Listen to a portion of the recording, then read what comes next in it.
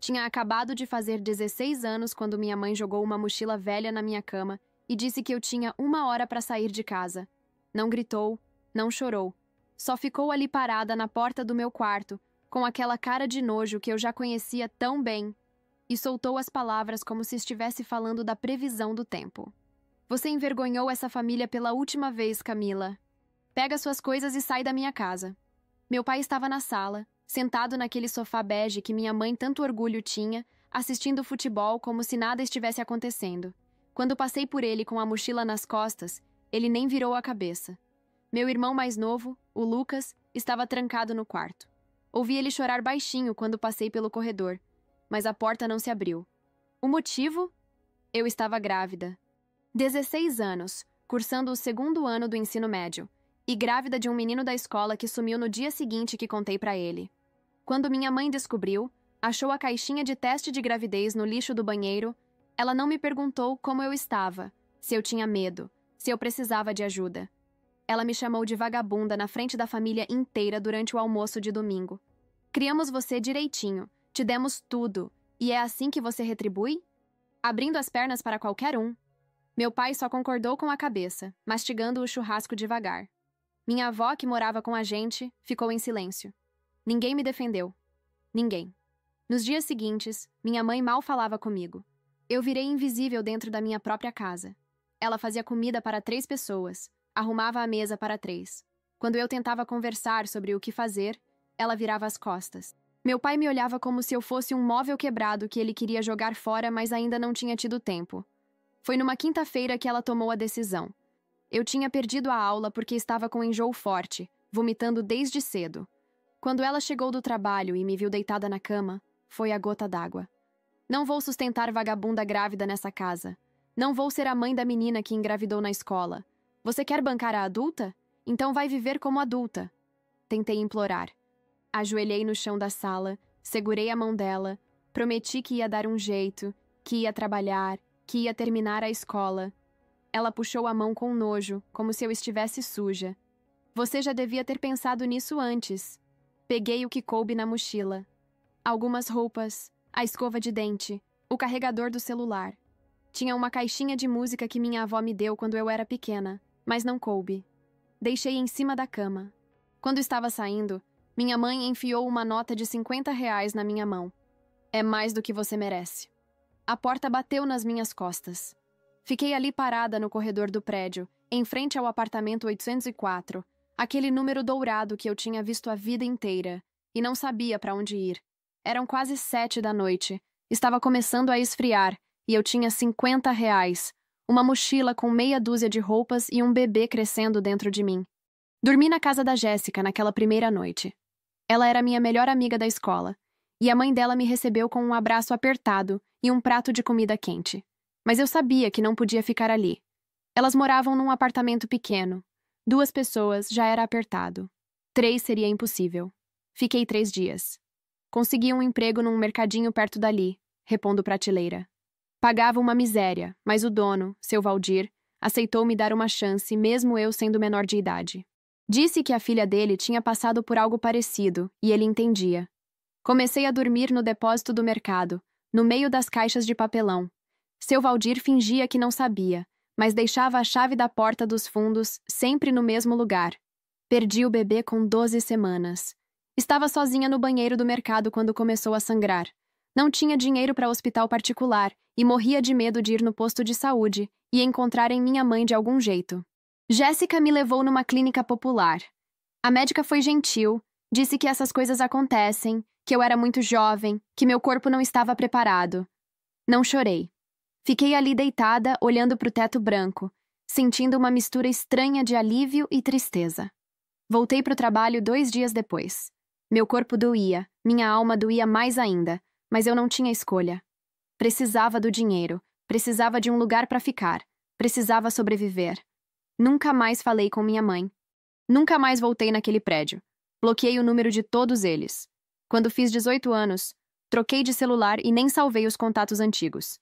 Minha família tinha me jogado fora como lixo, e eu decidi que eles tinham morrido para mim naquele dia. Mas tem uma coisa sobre ser expulsa de casa aos 16 anos, sobre dormir no chão de depósito com barriga vazia e coração partido. Ou você morre, ou você vira aço. Eu escolhi virar aço. Foi no mercadinho do seu Valdir que conheci o Rodrigo.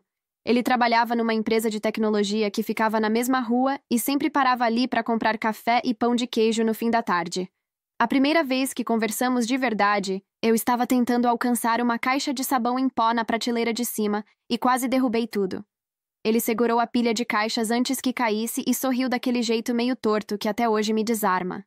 Você trabalha aqui todo dia? Perguntou, ajudando a organizar as caixas. Todo dia, todo horário que tiver disponível, respondi, sem olhar muito para ele. Tinha aprendido a não confiar fácil em homem que puxa a conversa. Mas o Rodrigo era diferente. Ele voltou no dia seguinte, e no outro, e no outro. Sempre comprava alguma coisa boba, sempre puxava assunto. Levou 3 meses até eu aceitar tomar um café com ele depois do trabalho. Levou mais 2 até eu contar minha história. Quando contei sobre a expulsão, sobre meus pais, sobre tudo, ele não me olhou com pena. Ele segurou minha mão por cima da mesa da padaria e disse: "Você é a pessoa mais forte que eu já conheci na vida." A gente se casou 2 anos depois, num cartório simples, com a Jéssica e o irmão dele como testemunhas. Eu tinha 19 anos e finalmente tinha alguém que me escolhia todos os dias. O Rodrigo trabalhava como desenvolvedor de software e ganhava bem, mas eu me recusava a depender dele. Aquele terror de ficar vulnerável, de precisar de alguém e ser descartada de novo, estava cravado fundo demais em mim. Continuei trabalhando, estudando à noite. Terminei o ensino médio pelo EJA, fiz cursinho online de graça, prestei Enem. Passei para a administração numa federal. O Rodrigo comemorou mais do que eu, comprou um bolo e chamou os amigos para comemorar. Eu chorei no banheiro, sozinha, porque aquela menina de 16 anos que tinha sido jogada fora nunca imaginou que chegaria tão longe. A faculdade foi puxada. Eu estudava de manhã, trabalhava à tarde e à noite fazia os trabalhos. O Rodrigo me ajudava sempre que podia, revisava meus textos, me acordava quando eu cochilava em cima dos livros. Nunca reclamou de eu estar sempre ocupada, sempre cansada, sempre correndo atrás. Ele entendia que aquilo não era só sobre diploma. Era sobre provar para mim mesma que eu valia alguma coisa. No 3º ano da faculdade, tive uma ideia. Estava fazendo estágio numa empresa de facilities, gerenciamento de condomínios, e percebi como aquele mercado era desorganizado, cheio de brechas, cheio de gente fazendo serviço meia-boca. Conversei com o Rodrigo sobre abrir nossa própria empresa. A gente não tem capital inicial, ele lembrou, sempre prático. A gente tem conhecimento, tem contatos, tem vontade. O resto a gente consegue. Começamos pequeno. Muito pequeno. Eu batia de porta em porta oferecendo serviço de administração predial com valores competitivos e qualidade superior. O Rodrigo desenvolveu um software de gestão simples, mas eficiente. Nosso primeiro cliente foi um prédio de 12 andares no centro da cidade. Cobramos 1/3 do preço da concorrência e entregamos o triplo do serviço. Chamamos a empresa de R Campos Gestão Imobiliária. O R de Rodrigo, o Campos do meu sobrenome. Ele fez questão de usar meu nome. Disse que a ideia tinha sido minha, que a força motriz era eu. Nos primeiros 2 anos, quase não dormimos. Eu gerenciava os contratos. Ele cuidava da parte tecnológica. Reinvestíamos cada centavo que entrava. Alugamos uma salinha minúscula para servir de escritório. Contratamos 2 pessoas, depois 5, depois 15. A virada veio quando conseguimos o contrato de um complexo comercial grande na Zona Sul. O dono era exigente, já tinha demitido 3 empresas de gestão antes da gente, mas a gente entregou tudo o que prometeu e mais um pouco. Ele ficou tão satisfeito que nos indicou para outros empresários. As indicações viraram contratos, os contratos viraram números gordos na conta, os números viraram credibilidade no mercado. Quando fiz 25 anos, a gente tinha 43 prédios sob gestão. Quando fiz 26, eram 72. A empresa que tinha começado numa salinha com 2 cadeiras velhas agora tinha 3 andares de escritório e mais de 100 funcionários. O Rodrigo sempre dizia que eu era assustadora quando focava em alguma coisa. Ele estava certo. Eu tinha um buraco dentro de mim do tamanho daquele apartamento 804. E eu enchia esse buraco com conquistas, com números, com provas concretas de que eu não era aquela menina descartável que minha mãe tinha jogado fora. Nunca procurei saber deles. Nem minha mãe, nem meu pai, nem meu irmão. Não tinha rede social com meu nome verdadeiro, não frequentava os mesmos lugares de antes, não mantinha contato com ninguém daquela época além da Jéssica. Eles eram fantasmas. Eu tinha morrido para eles aos 16. Eles tinham morrido para mim no mesmo dia. Mas tem uma coisa sobre fantasmas. Eles sempre voltam. Foi num almoço com um cliente que ouvi pela primeira vez. Estávamos discutindo a aquisição de um portfólio de imóveis comerciais, 8 prédios em bairros nobres da cidade, quando ele comentou casualmente: tem um residencial no meio que não estava no plano original, mas o dono quer vender tudo junto. Edifício Solar das Acácias, você conhece? Meu coração parou. Claro que eu conhecia. Eu tinha crescido ali. Era o prédio onde ficava o apartamento 804. Conheço, respondi, tentando manter a voz firme. Por que o dono quer vender? Problemas financeiros, ao que parece. Está oferecendo por 12 milhões, bem abaixo do valor de mercado. É uma pechincha, mas a gente teria que assumir os contratos de locação já existentes. Tem uns 20 apartamentos. 20 apartamentos. Um deles era dos meus pais. Naquela noite, não consegui dormir. Fiquei olhando para o teto do quarto, o Rodrigo roncando baixinho do meu lado, e aquela ideia foi crescendo na minha cabeça como um monstro bonito e terrível. Rodrigo! Chamei, no meio da madrugada. Ele resmungou, ainda meio dormindo. A gente tem 12 milhões em caixa? Ele abriu os olhos, virou para mim. A gente tem 11,5. Por quê? Contei sobre o prédio, sobre o apartamento 804, sobre a oportunidade. Ele ficou em silêncio por um tempo longo. Depois perguntou: é isso que você quer? É isso que vai te dar paz? Não é sobre paz, respondi. É sobre justiça. Então vamos fazer. Na segunda-feira seguinte, fiz a proposta. 12 milhões, à vista, sem negociação. O vendedor aceitou na hora. Assinamos o contrato em 15 dias. No dia em que as chaves foram entregues, eu tinha 27 anos e era dona do prédio inteiro onde minha mãe morava. Dona do apartamento 804, da vaga na garagem, do número dourado na porta que eu tinha olhado pela última vez, com uma mochila nas costas e R$ 50 no bolso. A primeira coisa que fiz foi revisar todos os contratos de locação. A maioria dos apartamentos eram alugados, incluindo o 804. Meus pais moravam ali havia 23 anos, mas o apartamento não era deles. Nunca tinha sido. Eles alugavam do antigo proprietário. Agora alugavam de mim. O contrato de locação deles estava desatualizado havia anos. O antigo proprietário era desleixado. Nunca reajustou valores. Nunca exigiu nada. Meus pais pagavam R$ 1.200 por um apartamento de 3 quartos num bairro valorizado. Era ridículo. Qualquer apartamento similar na região saía por no mínimo 4 mil. Rodrigo sugeriu que a gente só aumentasse gradualmente dentro da lei, sem chamar atenção. Mas eu não queria gradual. Eu não queria discreto. Eu queria que doesse exatamente como tinha doído em mim. Estudei cada vírgula da lei do inquilinato. Consultei 3 advogados diferentes. O contrato deles tinha vencido fazia 6 anos e nunca foi renovado. Eles estavam na informalidade total. Tecnicamente, eu poderia retomar o imóvel com apenas 30 dias de aviso. Mas eu não queria eles fora. Eu queria que pagassem. Queria que sentissem todo mês o peso de depender de alguém que tinha todo o poder sobre suas cabeças. Mandei uma notificação formal. Papel timbrado da R. Campos Gestão Imobiliária. Linguagem jurídica impecável. Entregue por portador com protocolo de recebimento. Informava sobre a mudança de proprietário, a necessidade de regularização do contrato e o novo valor de aluguel. R$ 4.500 mensais. Vencimento todo dia 5, com multa de 10% por atraso. Era um valor justo de mercado. Nem mais caro, nem mais barato. Perfeitamente legal, perfeitamente justificável e perfeitamente impossível para eles pagarem. Meu pai tinha se aposentado havia 2 anos, ganhava 2 salários mínimos de aposentadoria. Minha mãe trabalhava como secretária numa escola particular. Devia ganhar uns 3 mil. O Lucas, meu irmão, tinha 22 anos agora. Trabalhava num call center. Mesmo juntando tudo, iam passar sufoco.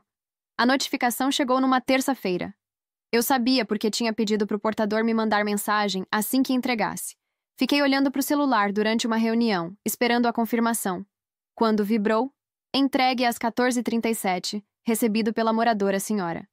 Vera Lúcia Campos. Senti um arrepio subir pela espinha. Vera Lúcia Campos, minha mãe, a mulher que me chamou de vagabunda, que me expulsou grávida, que enfiou R$ 50 na minha mão como se fosse esmola. Agora ela tinha um papel na mão dizendo que devia R$ 4.500 para a empresa da filha que ela tinha descartado. Só que ela não sabia que era minha empresa.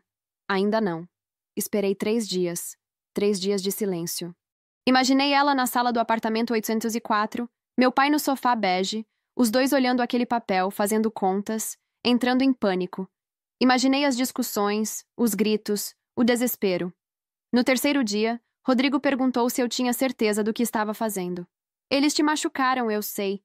Eles te abandonaram do pior jeito possível. Mas você tem certeza de que isso vai te fazer sentir melhor? Não é sobre me sentir melhor, respondi. E era verdade. É sobre eles saberem que ações têm consequências. Eles me jogaram fora achando que eu ia sumir, virar estatística, morrer na sarjeta. Eu quero que eles vejam o que eu me tornei. Quero que eles engulam. Ele suspirou, passou a mão no meu cabelo. Então faz o que você precisa fazer. Eu tô contigo. No quarto dia, a ligação veio. Não pro meu celular pessoal, obviamente, mas pro número comercial da empresa que estava no timbrado. Minha secretária atendeu, transferiu para mim. Ricampos Gestão Imobiliária, Camila Campos falando. Houve um silêncio do outro lado. Um silêncio longo, pesado. Depois, a voz que eu não ouvia havia 11 anos. Camila era minha mãe. A voz dela estava diferente, mais fina, mais velha. Mas ainda era ela. Sim, com quem eu falo? Outro silêncio. Ela estava tentando processar. Camila Campos, R. Campos, a dona do prédio. É a Vera, do apartamento 804. A voz dela tremeu. Você é a nova proprietária? Sou a diretora executiva da R. Campos, sim. O prédio foi adquirido pela nossa empresa semana passada. A senhora recebeu a notificação? Eu estava usando voz profissional, fria, como se estivesse falando com qualquer inquilino desconhecido. Cada palavra escolhida para manter distância, para deixar claro que ali não tinha intimidade nenhuma. Recebi, mas... Camila, filha, esse valor... Senhora Vera, cortei, e ouvi ela engasgar quando chamei ela de senhora. O valor está de acordo com o mercado imobiliário da região. O apartamento estava com aluguel defasado há anos. Estamos apenas regularizando. Mas a gente não tem como pagar isso. Seu pai está aposentado, O contrato permite parcelamento da diferença atrasada em até 6 vezes. Mas o valor mensal é inegociável. Se houver dificuldade em honrar o compromisso, posso encaminhar informações sobre apartamentos mais econômicos em outras regiões. Ela começou a chorar do outro lado da linha. Um choro baixo, sufocado, tentando esconder. Exatamente como eu tinha chorado naquela noite no depósito do mercadinho, aos 16 anos, quando percebi que estava completamente sozinha no mundo.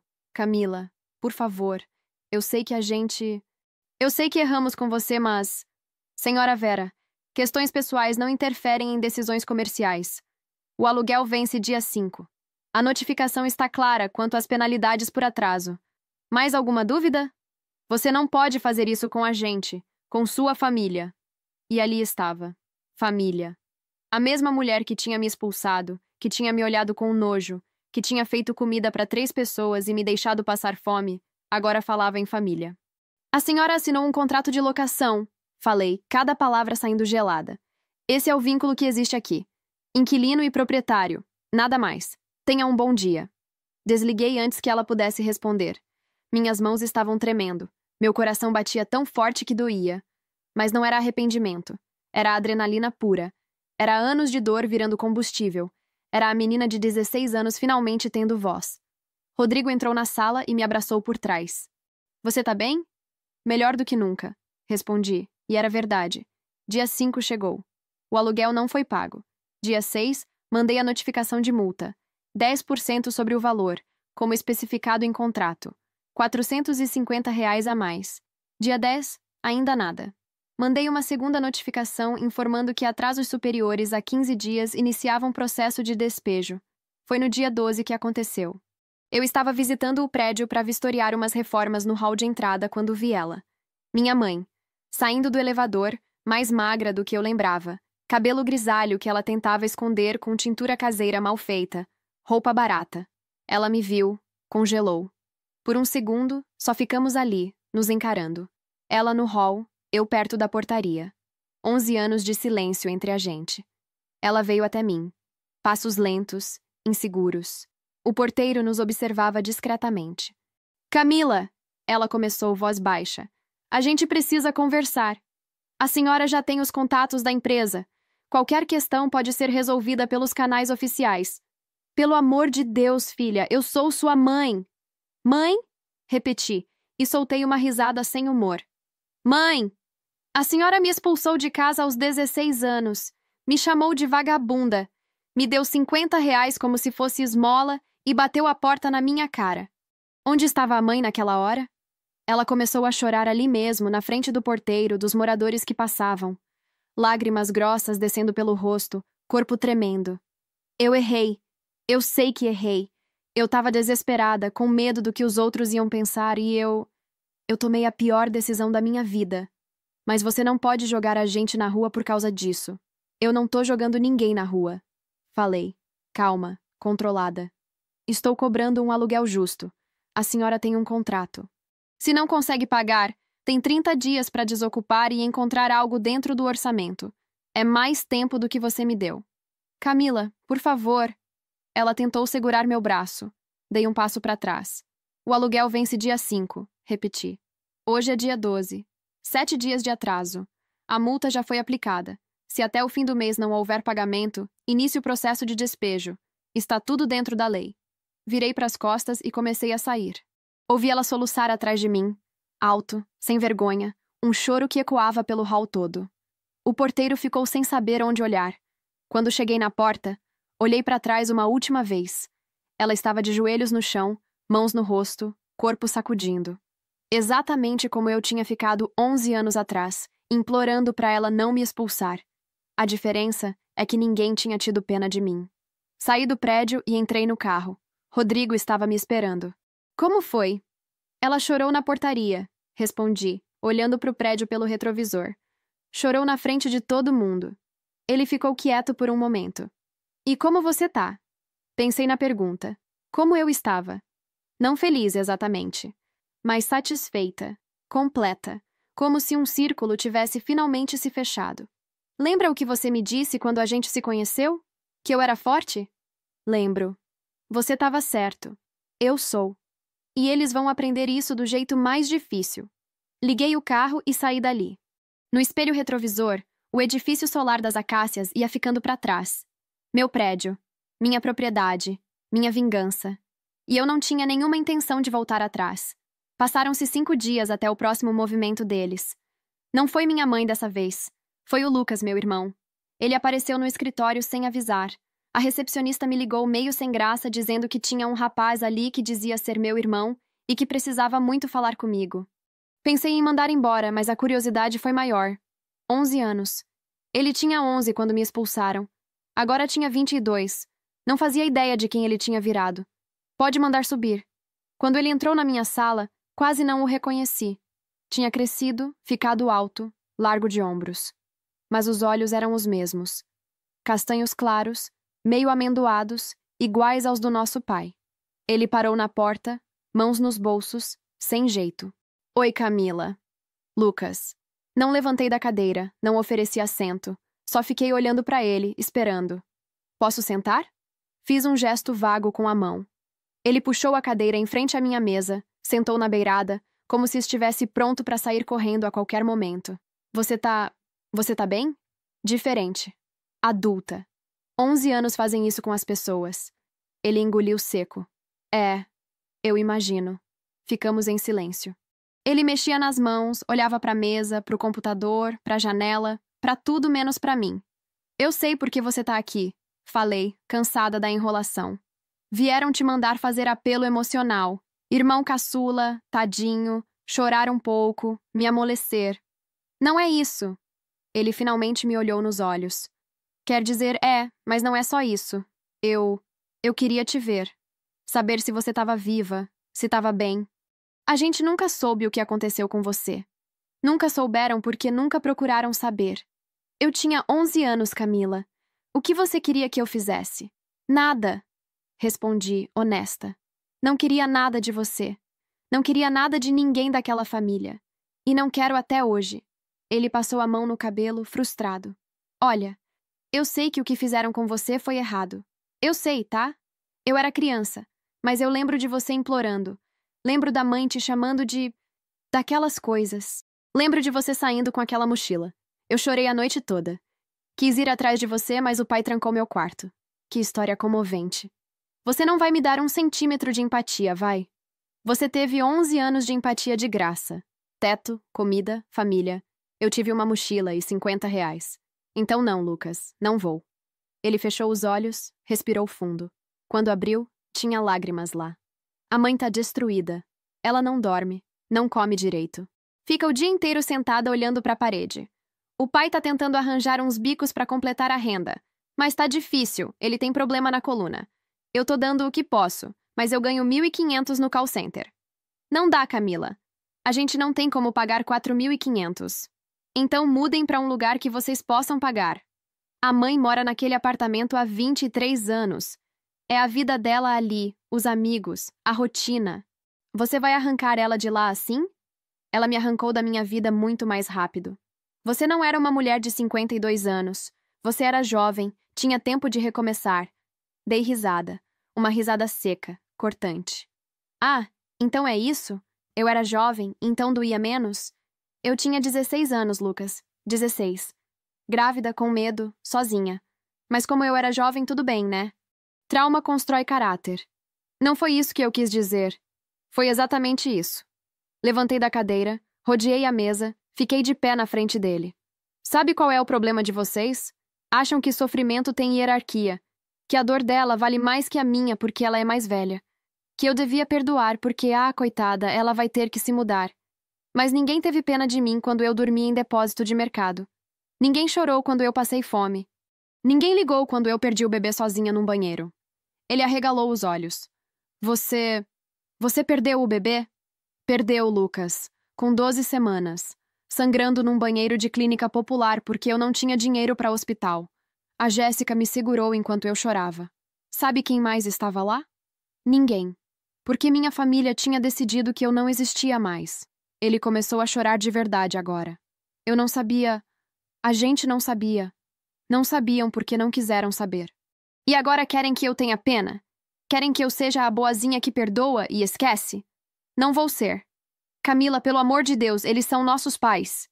Não. Falei, firme. Eles são seus pais.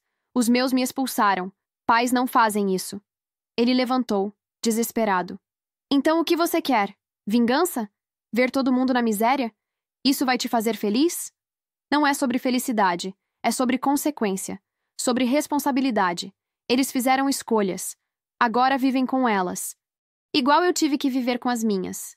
Ela se arrepende. Ela fala de você todo dia. Diz que foi o maior erro da vida dela. Que bom que ela tem consciência. Não muda nada. Ele me olhou com uma mistura de raiva e desespero. Você virou uma pessoa fria. Eu virei uma pessoa forte. Tem diferença. Forte não precisa ser cruel. E família não precisa ser cruel. Mas foi. E eu aprendi. Voltei para trás da mesa. Sentei. Peguei uns papéis como se ele já não existisse mais. Você falou o que veio falar. A resposta é não. O aluguel continua o mesmo. O prazo continua o mesmo. Se não pagarem até o fim do mês, processo de despejo. É tudo legal. Tudo dentro da lei. Agora eu tenho trabalho. Camila. Até mais, Lucas. Ele ficou ali parado, olhando para mim como se eu fosse um monstro. Talvez eu fosse. Talvez eles tivessem criado esse monstro quando jogaram aquela menina de 16 anos na rua. Ele saiu batendo a porta. Rodrigo entrou 5 minutos depois. Tinha visto o Lucas no corredor, deduzido o que tinha acontecido. Pesado? Muito. Apoiei a cabeça nas mãos. Ele disse que eu virei cruel. E você acha que virou? Pensei na pergunta. Será que eu tinha? Será que essa coisa dura que eu tinha virado era crueldade ou só autopreservação? Acho que não me importo, respondi honesta. Se ser justa comigo mesma me faz cruel aos olhos deles, que seja. Ele veio até mim, beijou minha testa. Eles vão tentar de novo. Você sabe disso, né? Eu sei. E eles tentaram. Meu pai apareceu 2 dias depois. Não subiu no escritório. Ficou esperando na recepção por 3 horas até eu sair. Quando me viu, veio em minha direção. E tinha algo diferente nele. Não era raiva. Não era desespero. Era vergonha. Camila, disse voz baixa. Só 5 minutos. Olhei para ele. José Carlos Campos, meu pai. O homem que tinha ficado sentado no sofá vendo futebol enquanto me expulsavam. O homem que não moveu um dedo para me defender, que concordou com a cabeça enquanto me chamavam de vagabunda. 3 minutos, aqui mesmo. Ele olhou ao redor. Gente entrando e saindo do prédio, funcionários meus passando, me cumprimentando. Ele viu tudo aquilo e algo quebrou no rosto dele. Você construiu tudo isso? Construí. Sozinha? Com meu marido. Mas sem a ajuda de vocês, se é isso que tá perguntando. Ele balançou a cabeça incrédulo. Eu não sabia que você tinha conseguido, que você tinha se tornado... O quê? Alguém? Eu também não sabia. Vocês não apostavam muito em mim, né? Camila, eu sei que eu errei. Sei que fui covarde, que fiquei calado quando devia ter te defendido. Sua mãe estava fora de si, com medo do julgamento da família, da igreja, dos vizinhos. E eu deixei ela tomar a decisão. Eu deixei você ir embora. Não me deixou ir. Me expulsaram. Tem diferença. Eu sei. A voz dele rachou. Eu sei, filha. E eu carrego isso todo dia. Você acredita em mim? Não. Ele fechou os olhos. É justo. Meu tempo acabou. Comecei a andar. O aluguel? Ele chamou desesperado. A gente pode parcelar? Pode ter desconto? Qualquer coisa? Parei, virei para ele. Vocês me deram R$ 50. 50. Como se fosse fazer alguma diferença. Como se fosse o suficiente para alguma coisa. Eu tô cobrando 4.500 porque é o preço justo. Não vou cobrar menos porque é o preço que vocês merecem pagar. A gente vai perder o apartamento. E eu perdi minha família. A vida é sobre perdas, pai. Você que me ensinou. Entrei no carro e fui embora. Pelo retrovisor, vi ele parado na calçada, mãos nos bolsos, cabeça baixa. Um homem velho e cansado pagando por decisões que tomou 11 anos atrás. Não senti pena. Senti justiça. A história vazou. Claro que vazou. Numa cidade como a nossa, onde todo mundo conhece alguém que conhece alguém, era questão de tempo até a fofoca se espalhar. A filha que foi expulsa grávida comprou o prédio dos pais e agora tá cobrando aluguel caro. Dependendo de quem contava, eu era a heroína ou a vilã. A primeira ligação veio da minha tia Sônia, irmã da minha mãe. A gente nunca foi próxima. Ela sempre foi do tipo que fingia não ver quando as coisas ficavam feias. No dia que me expulsaram, ela estava lá pro almoço de domingo. Viu tudo. Não disse nada. Camila, filha, eu sei que você tem seus motivos, mas isso que você tá fazendo com sua mãe não tá certo. Tia Sônia, com todo respeito, onde a senhora estava quando eu precisei? Quando me jogaram fora grávida? Eu não podia me meter. Era entre você e seus pais. Exato. E agora é entre mim e meus inquilinos. A senhora também não precisa se meter. Ela tentou argumentar, falar de família, de perdão, de caridade cristã. Desliguei no meio da conversa. Vieram outras. Primos que eu mal conhecia, amigos antigos dos meus pais, até o padre da igreja que minha mãe frequentava. Todos com a mesma ladainha. Todos falando de perdão, de família, de compaixão. Ninguém falava de responsabilidade. Ninguém falava de consequência. Onde estavam essas pessoas quando eu precisava? Perguntei pro Rodrigo uma noite, depois de desligar a 5ª ligação do dia. Onde estava essa família toda? Essa rede de apoio, quando eu dormi no chão de depósito? Eles não estavam, ele respondeu, puxando minha cabeça pro ombro dele. E agora querem que você seja maior que eles foram. Não vou ser. Eu sei. E eu te apoio. Mas a pressão foi aumentando. Começaram a aparecer mensagens nas redes sociais da empresa. Nada direto, só indiretas. Comentários vagos sobre empresários sem coração, gente que esquece de onde veio. Tive que pedir para a equipe de marketing monitorar, apagar os piores, responder os outros com educação profissional. Foi quando a Jéssica me ligou. A única pessoa daquela época que ainda fazia parte da minha vida. Cami, eu preciso te contar uma coisa. Pelo tom dela, não era boa notícia. Fala. Sua mãe foi na igreja dela, fez um apelo público, dizendo que a filha única dela tá ameaçando tirar ela de casa, que ela não tem pra onde ir, que precisa de oração e ajuda financeira. Senti o sangue ferver. Filha única? O Lucas simplesmente deixou de existir? Acho que ela tá usando dramalhão pra conseguir dinheiro. E Cami, tá funcionando. O pessoal da igreja tá fazendo vaquinha. Dei risada. Uma risada alta, sem humor. Vaquinha. Eles vão fazer vaquinha pra pagar meu aluguel. É meio bizarro, né? Mas é isso. Achei que você devia saber. Agradeci e desliguei. Fiquei olhando pro teto do quarto, Rodrigo do meu lado já dormindo, e aquilo foi me corroendo por dentro. Filha única. Como se eu tivesse morrido mesmo. Como se nunca tivesse existido. E agora eu era a vilã da história. A filha cruel que abandonou a mãe. Eles tinham virado a narrativa. Na manhã seguinte, fui até o prédio. Não avisei, não liguei antes, só apareci. O porteiro me reconheceu. Abriu um sorriso meio sem graça. Bom dia, dona Camila. Bom dia, Severino. Tudo certo? Tudo sim, senhora. As reformas do hall estão avançando bem. Ótimo. Eu vou subir no 804. Ele piscou, surpreso. A senhora vai no apartamento dos meus inquilinos, sim. Entrei no elevador antes que ele pudesse dizer mais alguma coisa. Meu coração batia acelerado. Eu não pisava naquele corredor havia 11 anos. O tapete era novo, mas o cheiro era o mesmo. Aquele cheiro de prédio antigo, de corredor fechado, de história acumulada. Parei em frente ao 804. O número dourado ainda estava lá. Alguém tinha colado um adesivo de Sagrado Coração ao lado. Respirei fundo e toquei a campainha. Minha mãe abriu a porta. Ela ficou branca. Literalmente branca. Segurou na maçaneta como se fosse desmaiar. Camila? Posso entrar? Ela não respondeu, só deu um passo pro lado. Entrei. O apartamento estava exatamente como eu lembrava, só mais velho. O mesmo sofá bege, agora manchado e desbotado. A mesma mesa de jantar com toalha de crochê que minha avó tinha feito. As mesmas cortinas florais. Até o cheiro era o mesmo. O cheiro de casa, de infância, de memórias que eu tinha tentado matar. Meu pai estava sentado no sofá, assistindo TV. Quando me viu, levantou num pulo, desajeitado. Camila, sentem, falei firme. Eu não vou demorar. Os dois sentaram, grudados um no outro, como crianças com medo. Eu fiquei de pé, de frente para eles. Eu soube da vaquinha da igreja. Minha mãe corou. Eu não sabia mais o que fazer. Filha única, mãe?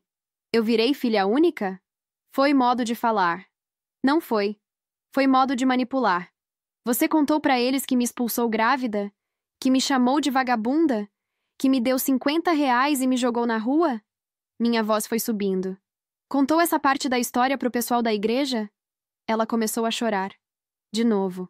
Sempre chorando, sempre se fazendo de vítima. Eu estava desesperada. E eu não estava? Aos 16 anos, grávida, sem ter para onde ir, eu não estava desesperada? Mas eu não tive igreja, não tive vaquinha, não tive nada. Eu tive que sobreviver sozinha. Meu pai tentou falar. Camila, a gente sabe que errou. Sabe? Sabe mesmo? Porque da onde eu tô vendo, vocês só sabem que erraram agora, que estão pagando por isso. Quando era só eu sofrendo, tava tudo bem. Não tava tudo bem, minha mãe gritou, ficando de pé. Não tava. Eu sofri cada dia. Eu olhava pro seu quarto vazio e morria de remorso. Eu procurei você. Fui em todos os lugares que eu achei que você podia estar. Quando? Quando você procurou? Uns meses depois? Quando eu entendi o que tinha feito? Uns meses depois. Quando o estrago já estava feito. Quando eu já tinha perdido o bebê. Quando eu já tinha passado fome. Quando eu já tinha sofrido tudo o que tinha que sofrer. Aí sim, você lembrou que tinha uma filha. Eu procurei. Fui na casa da Jéssica. Ela disse que não sabia onde você estava. E não sabia mesmo.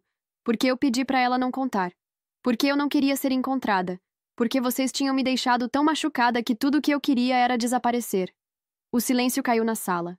Minha mãe chorava em pé. Meu pai olhava para o chão.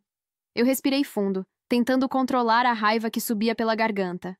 Vocês vão fazer a vaquinha? Vão juntar o dinheiro da igreja para pagar meu aluguel? Minha mãe balançou a cabeça meio perdida. A gente não sabe.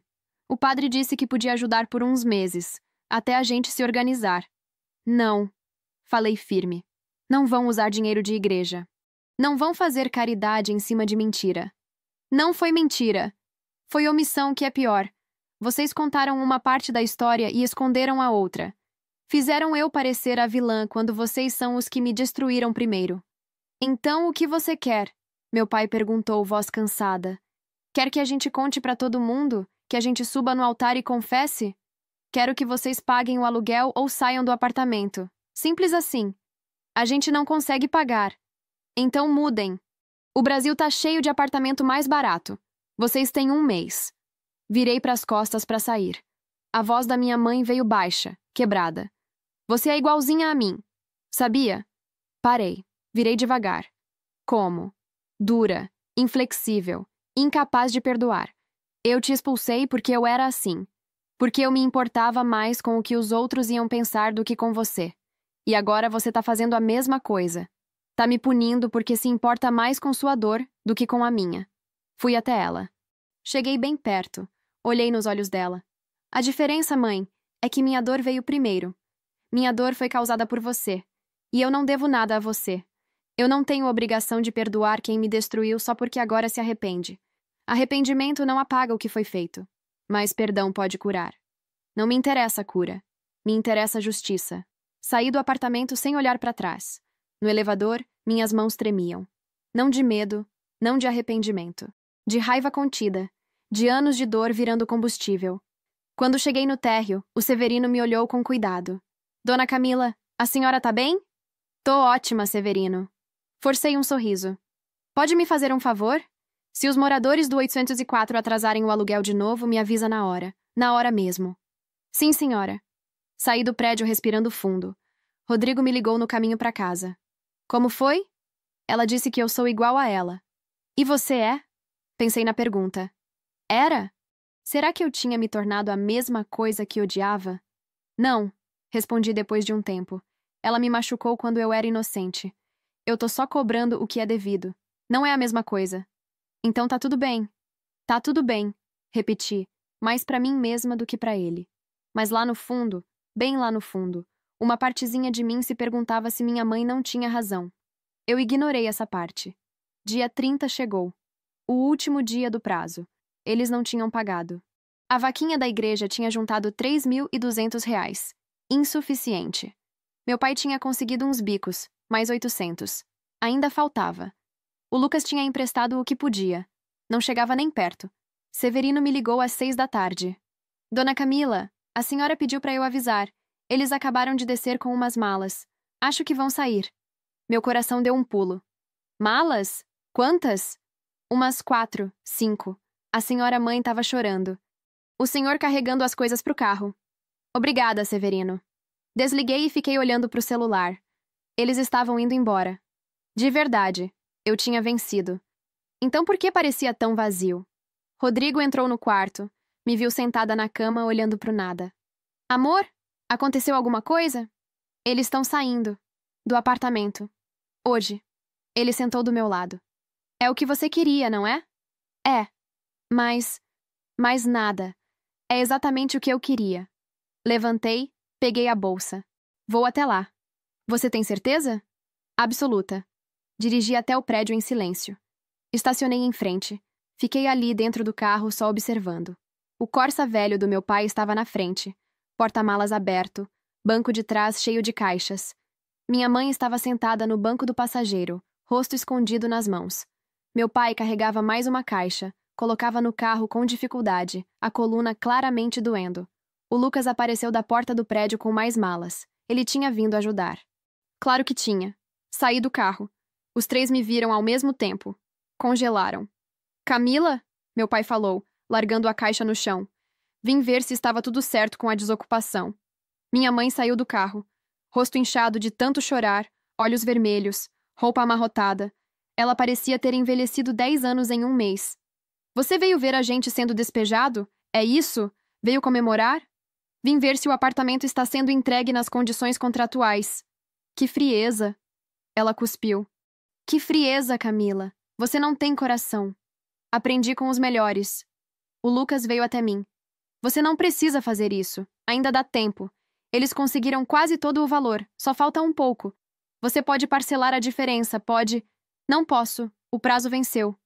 Você não quer. Tem diferença. Tem mesmo. E eu não quero.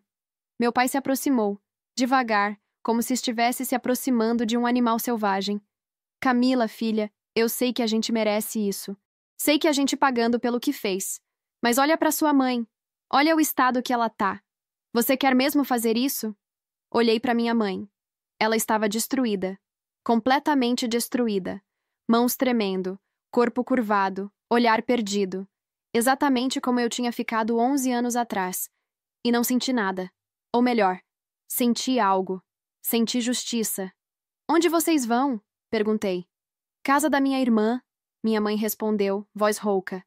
Até a gente achar algo alugado que a gente possa pagar. Ela mora num apartamento de 2 quartos em Santa Rita. Longe do trabalho, longe de tudo. Mas é o que tem. Santa Rita, o bairro mais afastado da cidade. 1h30 de ônibus até o centro. Vida nova, então. Minha mãe deu um passo na minha direção. Você ganhou, Camila. Você conseguiu o que queria. A gente tá indo embora. Tá saindo da sua vida. Você tá satisfeita agora? Não é sobre satisfação. Nunca foi. Então é sobre o quê? Vingança? Ódio? É sobre vocês aprenderem que ações têm consequências, que não dá pra destruir uma pessoa e esperar que ela agradeça, que não dá pra jogar alguém fora e depois querer que ela tenha pena de vocês. Nós sabemos disso, ela gritou. Nós sabemos, Camila. Todos os dias eu acordo sabendo que eu destruí minha filha. Todos os dias eu carrego essa culpa. Não é suficiente? Não. A palavra saiu simples, direta, final. Minha mãe ficou me olhando como se eu tivesse enfiado uma faca nela. Depois começou a rir. Uma risada histérica, quebrada, assustadora. Você realmente virou um monstro. Não. Eu virei uma sobrevivente. Monstros foram vocês, que expulsaram uma menina grávida. Eu só sou o reflexo do que vocês criaram. O Lucas explodiu. Chega! Chega, Camila! Você já fez seu ponto. Já mostrou seu poder. Já provou que você é foda. Agora deixa eles em paz. Eu não tô fazendo nada com eles, Lucas. Eles que não pagaram o aluguel. Eles que estão saindo. Eu só sou a proprietária do imóvel. Você é nossa irmã! Não, eu era. Até o dia que me jogaram fora. Aí eu deixei de ser. Ele veio pra cima de mim. Rodrigo apareceu do nada e segurou ele. Nem tinha visto meu marido chegar, mas ele tinha vindo atrás de mim, como sempre fazia. Solta! Lucas gritou. Não vou soltar pra você fazer besteira. Rodrigo falou, calmo, mas firme. Meu pai se meteu no meio. Chega! Chega, todo mundo! Vamos embora! Pega as últimas coisas, Lucas. A gente vai. Eles terminaram de carregar o carro em silêncio. Eu fiquei ali parada, assistindo. Rodrigo do meu lado, mão na minha cintura, me dando força silenciosa. Quando terminaram, meu pai fechou o porta-malas, suspirou fundo. Veio até mim uma última vez. Eu só queria que você soubesse de uma coisa. Eu sei que a gente não merece seu perdão. Sei que a gente destruiu qualquer chance de ser uma família de novo. Mas eu quero que você saiba que eu te amo. Sempre amei. Mesmo quando fui covarde demais pra mostrar. Amor que não age não é amor. É só palavra vazia. Ele balançou a cabeça derrotado. Você tá certa. É só palavra vazia mesmo. Entrou no carro. Minha mãe me olhou pela última vez pela janela. Não disse nada. Só me olhou e tinha tanto ódio naquele olhar quanto tristeza. O carro partiu. Fiquei ali parada vendo eles virarem a esquina e desaparecerem. Como você tá? Rodrigo perguntou baixinho. Não sei. Arrependida? Pensei na pergunta. Arrependida? Não. Satisfeita? Também não. Eu estava vazia. Como se tivesse carregado um peso por 11 anos e finalmente tivesse largado. E agora não sabia o que fazer sem ele. Não tô arrependida. Respondi. Eles mereciam. Cada segundo disso. Eu sei. Mas também não tô feliz. Vingança nunca traz felicidade e amor. Só traz fechamento. E ele estava certo. Era isso que eu sentia. Fechamento. Um ciclo que finalmente tinha terminado. Uma dívida que tinha sido paga.